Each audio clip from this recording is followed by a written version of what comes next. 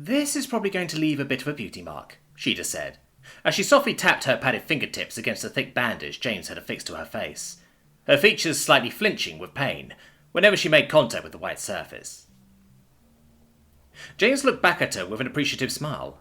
He knew just a little bit of surgery could fix scars like that right up, but he knew better than to suggest it. It wasn't like he usually made use of that option anyway. His entire body tingled as he began to feel an overwhelming wave of calm, stemming from the endorphins in his brain and blood slowly teetering out. It was always a strange feeling when coming back from an episode like the one he had earlier. Coming down from complete stress like that almost completely emptied your head and left you with a sense of serene clarity for a brief amount of time, while your brain tried to restore its usual cocktail of transmitters back to normal. Almost like the body was overcorrecting for his earlier loss of control, bringing him into an almost meditative state. "Is anyone following us?" he could hear Andrej ask from the direction of the cockpit, where he was presumably checking in with their pilot. Almost as soon as they had left the direct proximity of the station, as they had torn out of the dock, they had immediately been jumped up to the largest ship accompanying them to the SATAC system, removing them from the scene at over light speed, before the situation could be reacted to. "Doesn't look like it on the scanner, sir," the pilot replied, his eyes most likely locked tightly onto the different screens and devices he had at his disposal to check for any possible trouble coming their way. By now, they had to be drifting somewhere outside of the system, where there was little to throw off their scans and the empty void around them, so they most likely really weren't being followed. "And are there any attempts to contact us yet?" James chimed in, raising his voice slightly to be heard all the way over in the cockpit. "Negative," the pilot replied again, although at this point they might take their business up with the main ship directly. James didn't even want to imagine the kind of tension going on aboard that ship right now. Most likely, Earth was already being contacted at this very moment about what had transpired, and was now demanding answers they didn't have yet. The attack, if it could even really be called that, had happened quite sudden and without real warning. They had been let go just minutes before, so where had that attempt at detaining them so suddenly come from? "Oh, wait, sir, actually, there's something coming in now." He was ripped out of his thoughts again as the pilot piped up once more. "It's your contact from earlier." James tilted his head. And he wasn't alone, as seemingly all faces in the shuttle turned towards the cockpit's direction now. "My contact?" James asked, having a vague idea what the man was referring to, but keeping himself contained for now. "That Veselon person, sir," the pilot explained matter-of-factly, "tipped me off earlier that something was going down in the docks before even you could make contact." James swallowed heavily and pulled his phone out of his pocket.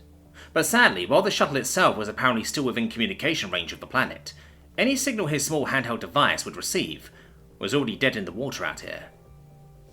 The clarity of mind that his fading endorphins had brought left him with some looming suspicions that led him to think that having the shuttle establish a direct contact to a Veselon might be a bad idea. Then again, if they had already been in direct contact earlier when they had tipped off the pilot, then any damage was most likely already done. He got up from his seat and indicated for Sheeta to come along with him. She lifted an ear interestedly and winced slightly as she pushed herself to her feet, but she complied nonetheless. He then tapped Andrej on the shoulder as he approached the cockpit, indicating for him to also come along, to which his former trainer wordlessly complied with a nod. Once the three had entered the tiny space at the front of the shuttle, James shut the door behind them tightly. "Sir?" the pilot asked confusedly, and turned his head to look at the group for a second. "If I could, I'd have you wait outside as well, Lieutenant," James admitted to the man with a concerned exhale. "But as things are, nothing you hear here leaves this shuttle for the time being. Understood?" It was a rather empty order. After all, anyone outclassing James, or at the very least Andrej in authority, could easily nullify it and get the pilot to talk anyway. Still, it felt necessary, given the things James was expecting he could hear here. Of course, there was still a good chance that he was wrong, and whatever Veselon had to say was actually inane. But he still wanted to be ready. The pilot seemed to swallow for a moment. "Yes, sir," he then said, his head turning as his eyes glued themselves to the void straight ahead of him. Sheeta and Andrej both gave James concerned sideways glances, but remained quiet for the time being. They were rather different from the pilot. When it came to those two, James could hardly imagine someone he would rather have at his side in a situation like this, although admittedly, he could think of one or two people he would like to also be there, if it had been possible. "Open the line," he then ordered, after focusing himself for a second. The pilot complied, pressing the necessary button on his control board by muscle memory alone, as he still refused to tear his eyes away from the way forward. A soft hum began in the cockpit, as the speakers integrated around them came to life. "Hello, Avesalon," James said out loud immediately, fully confident that they were already hearing him, even if they gave no indication of being on the line yet. "First of all, allow me to thank you for your help earlier." "No. Me helping you would imply that the situation would have had a worse outcome without me," Avesalon almost immediately replied, quite to James's surprise. "No, I need to apologize, both personally and in the name of Dunima. That attack on you was completely unfounded, and I'm afraid it was most likely my fault." "That was surprisingly honest." "Your fault how?" James asked, putting his hands together and squeezing his mechanical hand tightly with his biological one, just to give them something to do. Avesalon pondered for a second. "I miscalculated," they finally replied in a meek but calm tone. "To me, it was clear that the risk of acting officially against you in any manner drastically outweighed any perceived benefits it might have, but I didn't consider how would you call it, the human factor, or the Miat factor in this case. But it seems that you and I have given the military quite a fright, enough so that they had a bit of a knee-jerk reaction." "The military?" James asked interestedly, letting the rest of the point rest for the time being, while he still tried to get some answers as to what happened. So Quafrem did not order them to do that? As always, Avesalon made no sounds outside of their speech, so James had to add any disparaging tones or scoffs of denial in his mind. "Quafrem is no fool. Back in the bunker, he let you go for a reason," the calm voice informed him without flinching. "Say about the man's qualities what you want, but he is beginning to understand you, and by now he knows that making you listen is more valuable than holding you captive." "So, the military acted against his wishes," Andres chimed in, while James was processing that new information with a hand ponderingly pressed to his mouth. "It would seem that way," Avesalon replied tonelessly, without acknowledging that someone else was speaking to them now, "and he is not happy with them. Neither is Zishadi.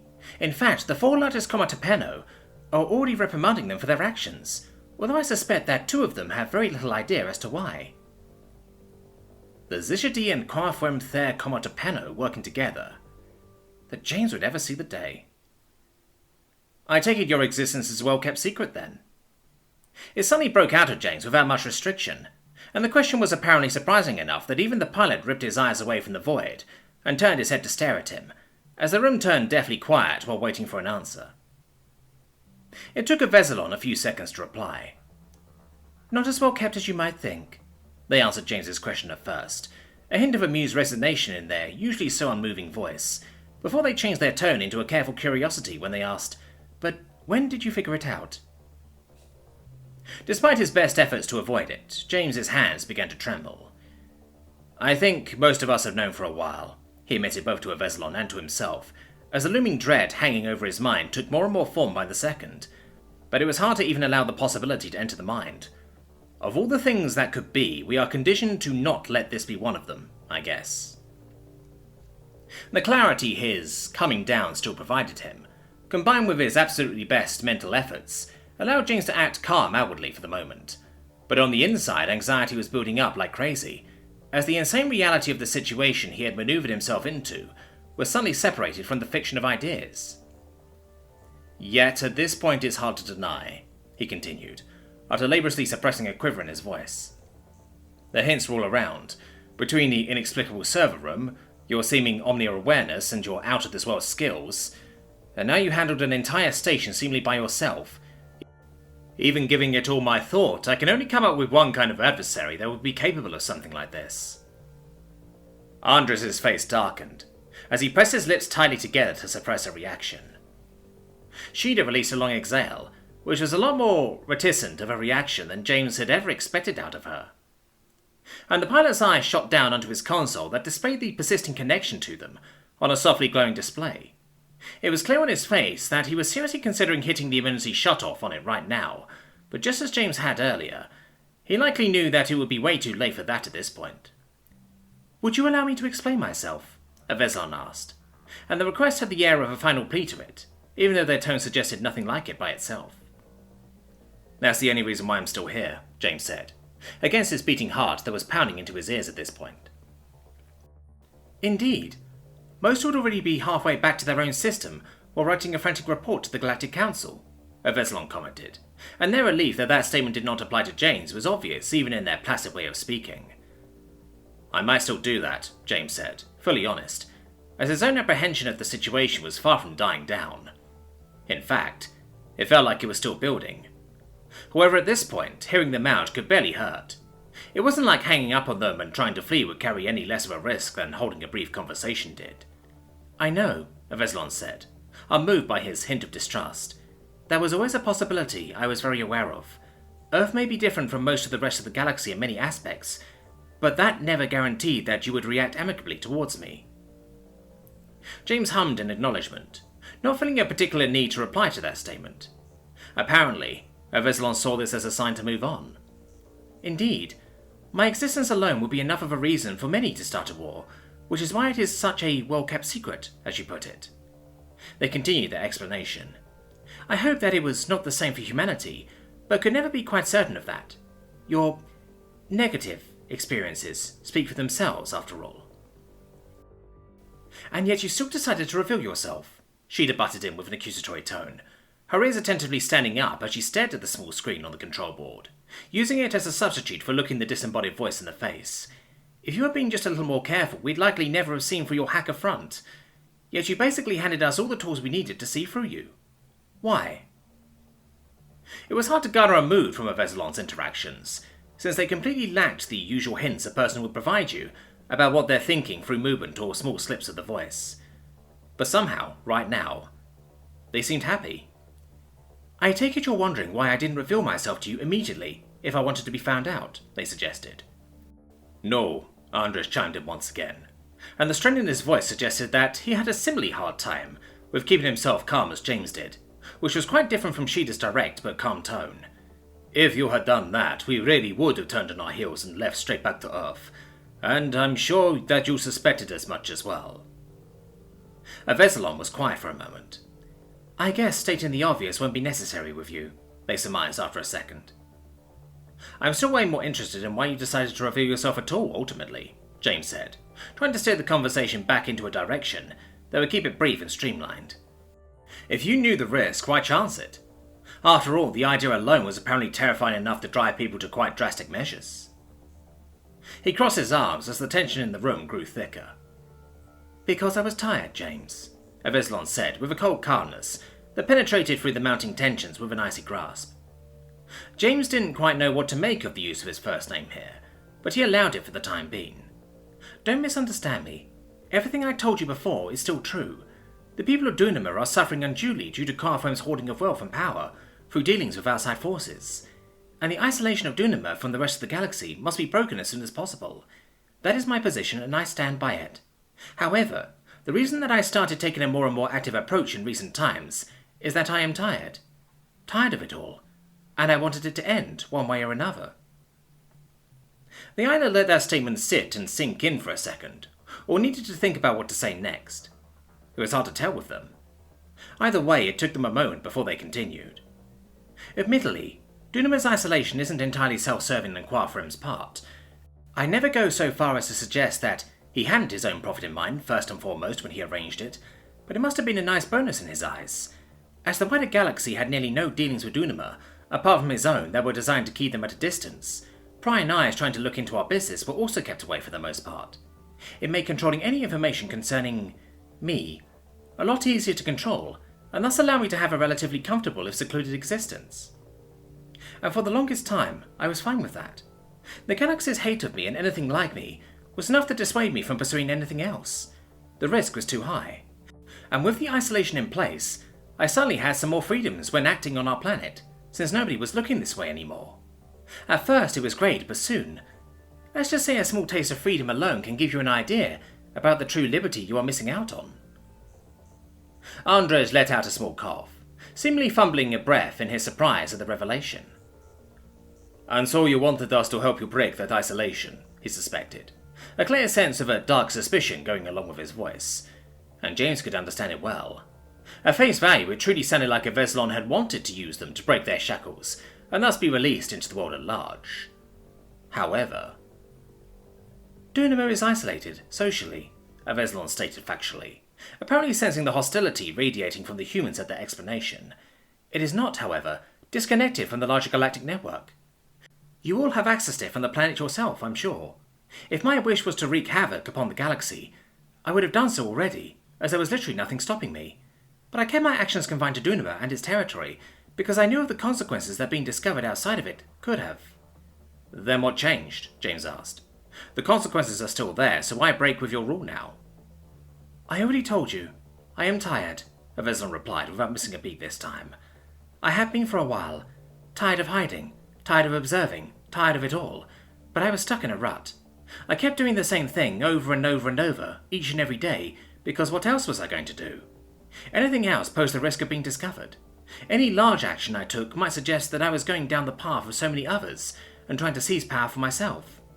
The only thing I felt I could do was to keep going down the same path, doing the same thing again and again. At times, I almost felt like I was reverting to my old state of existence, back to a mere program without realization. A simple algorithm that could only follow the paths predetermined for it. It was misery. Nobody said anything in return. The people in the room stood with their arms crossed and faces grim, as they let silence take hold of the space around them, while the pilot quietly steered the shuttle through the void. However, some time ago, there was a big shake-up. The realized quietly continued, after a long pause, the unyielding voice barely above a whisper in volume. One like the galaxy, despite discoveries, breakthroughs and even wars, hadn't seen in ages. At first it was just a whisper, barely more than a purr in a strong wind. But quickly, it crescendoed into a loud scream against a storm. Things weren't quite changing yet, but they loudly demanded to. Even a seemingly eternal council, with more than 7 galactic years of power behind it, was suddenly wavering. To most, it may not have meant much in their day-to-day lives, but to me, it was like the first ones themselves had come back to spell change into the sky with their stars. It stirred me out of my rut. My life had been spent calculating risks and avoiding them. While I don't fancy comparing myself to gods, I was in a way like the first ones myself. Even after many years of life, many aspects of living and thought were still new to me, and seeing the few defiant stand against the many stagnant, I was finally moved myself. Moved to take a risk that wasn't unavoidable, but was all the more necessary. And in Tshirt, I found someone like-minded. So, we infected you with our activism, did we? James surmised, feeling that there was likely only one big shake-up in recent times that they could be referring to. Despite his appreciation, he had to admit that he was slightly moved by their speech. Not to the point that he was actually buying anything they were telling him, more in the same way that a speech in a movie might move you, even while you know that it is entirely fictional. More than you might realize, Avezlon answered. But if your plan was to shake things up even more by revealing yourself, why wait this long? Sheila spoke up now and tilted her head to the side a bit, although she soon realized that it was a bad idea since it put pressure onto her wound, making her flinch back quickly. You had no way of knowing that we would come to Dunima personally, and it doesn't seem like you made any effort to contact humanity yourself. A lucky coincidence, Avezlon said. I never planned to reveal myself originally. The galactic community tends to reply to the revelation of a realized like myself with a scorched earth approach. Revealing to them that Dunima had been harbouring me for years, and that I had presumably already infected all of their systems, it wouldn't have ended well. I wanted to take risks for myself, not the entire planet. But when I heard that you'd come here, things changed. Because of our campaign, you thought we might be more willing to listen? James suggested, with a lifted eyebrow, thinking that that sounded like quite the big risk to take. Avezlon remained silent for a while. I guess I wanted to hope so, they ultimately stated. I was really tired of hiding, and at the very least, after seeing your approach to the incident on Ostenjar, I was convinced that you could be persuaded to handle me as a threat personally, instead of cutting the claw out with the kink. So, my possibilities were either you would listen to me, or suicide by human, both of which seemed acceptable to me. If it comes to it, I will not resist.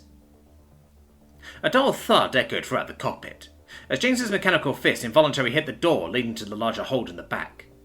Both his fists and his jaws were clenched shut from tension. He now saw where this was going. What kind of blackmailing bullshit is this? James aggravatedly yelled sometime later, after they had safely landed on the largest ship that had accompanied them to the system. Immediately, he had isolated himself in his room he and Sheila had occupied during their voyage to the system, and was now pacing it in a large circle, while Sheila followed his constant movement with mild movements of her head, as she sat on their shared bed. The Major had, rather flustered, admitted that he needed a few minutes of time out to order his thoughts before he could give any sensible input on the matter. And as they had not yet broken the news to the rest of their accompanying team, James and Sheeta were left alone to discuss for a minute. "I will not resist," James now mockingly parroted Veselon's earlier statement, before scornfully scoffing and throwing his hands up. "As if it matters what you do. We can't just roll up to the planet and blow up a server room that is essentially a military base without repercussions. People ask questions, and what the hell are we going to tell them? No matter what we make up, it will be a huge hit to our reputation. And if we tell the truth, the GC will roll over the planet like a damned avalanche. And that's not even mentioning that there's no way to tell if Zishadi would even clear the building, no matter what a Veselon says. And he has kids in there as well. Ugh." With an aggressive jerk of his entire torso, James stopped his pacing and basically hurled his body onto the bed, in a single explosion of unused pent-up energy, causing the mattress with Sheeta on it to bounce up and down as it cushioned his impact, while he remained lying face first on the covers. Sheeta looked over at him with an unsure expression. "So, you really want to kill them?" she asked flat out, still feeling the sting of the wounds on her cheek whenever her face moved as she spoke. James lifted his head and turned his face towards her without moving any of the rest of his body. "Of course," he said, as if it was the most normal and expected answer in the world. "I mean, it's not actually my decision, but ultimately, what else do you want me to do?" It was strange hearing him talk like that. Sure, she had seen him get furious earlier, and she had no doubt that he would have been able to kill without much hesitation when he was in that state. But this was different.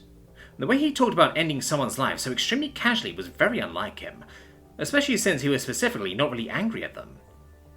"I mean, have you thought about what they told you?" Sheeta asked, trying to make it sound nonchalantly, as she leaned back onto her hands to look down at his face more easily. "Shouldn't we at least consider that?" James's face turned to a questioning confusion, and he turned his body to push himself up with his elbow. "You of all people are telling me this?" he asked, and clearly his unbelieving tone was meant to be taken as a slight tease. However, the joke didn't exactly land at that moment. "Didn't you almost throw up just from meeting Curie for the first time?" Sheeta sat up straight in slight indignation, her posture becoming so firm at an instant that James slightly flinched at the motion. "First of all, I never wanted Curie to be killed," she immediately clarified, not even wanting a hint of that notion to remain. Disgust or not, her animosity had never gone that far. "And second of all, this is hardly a comparable situation, don't you think?" After recovering from his first shock, James rolled around completely and lifted himself into a sitting position. "Yeah, you're right. I'm sorry," James said calmingly, sounding honest in his apology, although it seemed a certain confusion as to what cause the anger remained. "I didn't mean to suggest that." Pulling his legs back, he crossed them under him, and leaned with his elbows onto his knees before he continued. "But this is a realized artificial sapient we're talking about," he said, seriously dialing back his equanimity at the topic as his voice turned a lot calmer. "You know, big bad of the galaxy, most dangerous existences ever recorded, almost destroyed humanity at one point. I kinda thought you'd be with me on that. Your opinions on this stuff are usually a bit stronger than mine." She'd let out a long exhale. "Michael almost destroyed humanity, not a Veselon," she said soberly. "I know that, but that doesn't mean they wouldn't be capable of it," James countered, and it almost sounded like he thought that was a good argument, a misbelief Sheeta wouldn't allow him to keep. "I'm not saying they can't, I'm saying they didn't, and they won't," she said determinedly, her hands tightly closing around scrunched up parts of her pant leg. She even squeezed her eyes shut to make the point, even though it admittedly hurt like scalding water being splashed onto her face. "Just like we never went around assaulting people despite being very well able to do so for multiple reasons, they haven't done anything of the like either." James sighed and shook his head. "We also don't have a history of violent conflict," he said. However, in this case, a single doubtful look of Sheeta was enough to dismantle his statement, forcing him to change lanes quickly. "Okay, but ours isn't at a literal 100% like they have." Sheeta hesitated for a moment, as she looked over the edge of the bed to the ground. For a bit, she felt like she had a knot in her tongue that prevented her from retorting what she wanted. It had been a while since the prospect of AI had come up for her. However, now it seemed that a lot of long-forgotten memories that had so far been gathering dust in her mind were suddenly throwing back into her awareness. Hadn't she had this conversation before? Hadn't she heard all the arguments already more than once? And hadn't she always had a retort for them? Back then, she had just been a brat, barely a cadet and easily shut down by anyone with even the slightest bit of superiority over her if she got too adamant. At some point, she had simply stopped arguing, realizing that she had been fighting an already lost battle in the midst of a communal fleet. But now she was an adult.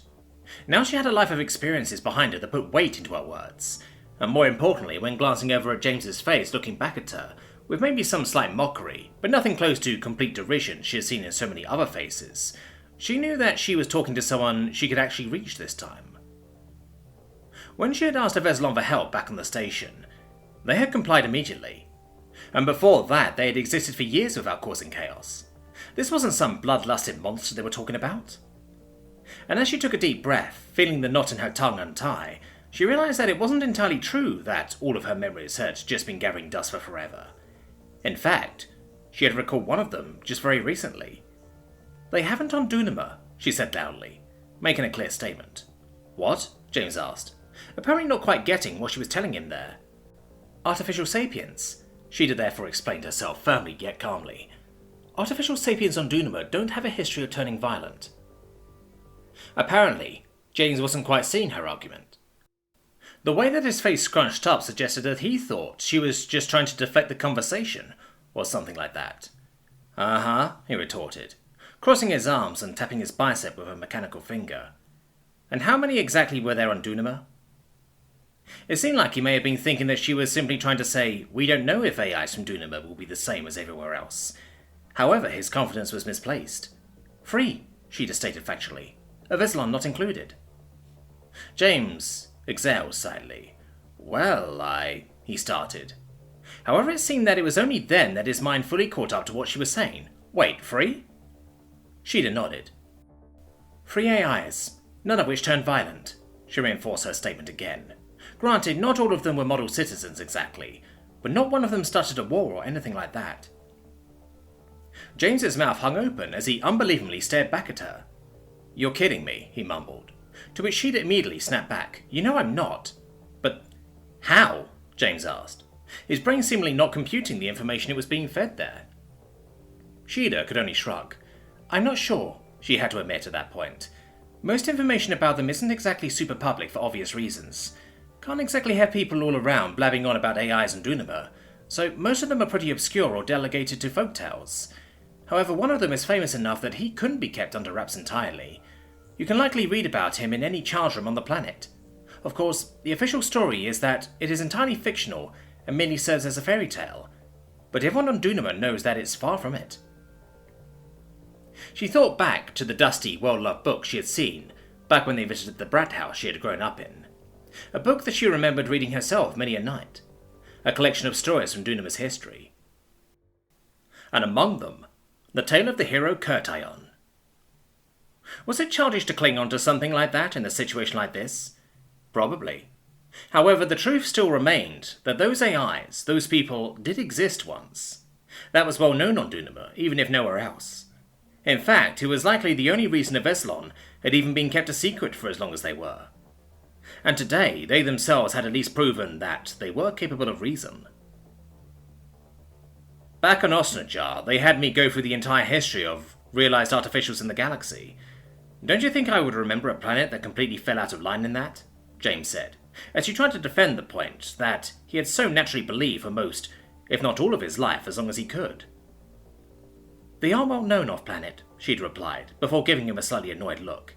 "And even if they were, do you think they would have included such an obvious contradiction to their viewpoints into your education?" James made an unsure sound for a second. "Right, bad point," he conceded, and it seemed that slowly but surely he was beginning to crack. "But do you honestly want me to believe that Dunama somehow figured out peaceful artificial sapience when no one else in the galaxy could after decades and decades of research?" She'd have felt like she had him now. "Why not?" she asked candidly, and dropped a big part of her seriousness for a weaponized cheerfulness. "Humans managed to figure out handheld hyperspace generation when no one else in the galaxy did after who knows how long of research. A technology with which, I might add, even a single human could likely bring ruin to an entire planet, about as easy as an artificial sapient could, with only the pull of a trigger." James drew in a long breath, ready to reply something, but whatever it was, it got stuck in his throat. He paused and raised a finger for a moment, preparing for a new approach to his argument, but faltering again at the last second, resulting in him only letting out a voiceless breath. Then the entirety of the air he had inhaled earlier escaped his lungs in a drawn-out exhale, while his hand ponderingly raised to his lips. He sat there, in thought, for a few long seconds. Finally, he let his hands sink down again, and shook his head in disbelief. "That is disarmingly fair," he admitted, clapping his hands together as the realization set in for him. "But even despite that, I still feel like they—" He stopped once again. However, this time it was clear that he had stopped himself and wasn't simply rendered speechless by his lack of an argument. He thought for a few seconds, staring down at his folded hands. Then, finally, one of them shot up to his forehead as he breathlessly mumbled, "Listen to me. Fucking hell, I'm turning into a prig."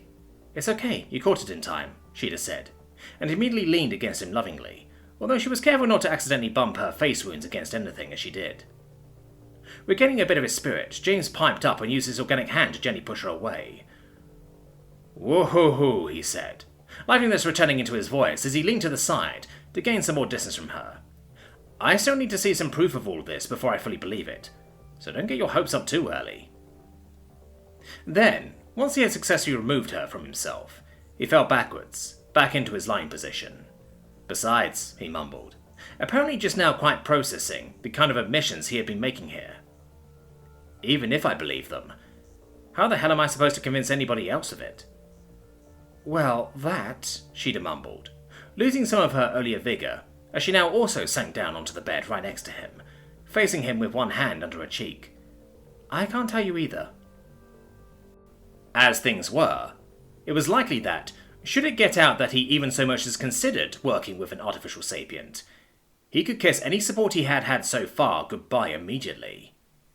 "Suicide by human," James mumbled, echoing Avezlon's earlier prediction of one of the two ways this situation could end for them. "What the hell kind of miracles do they expect me to work here?"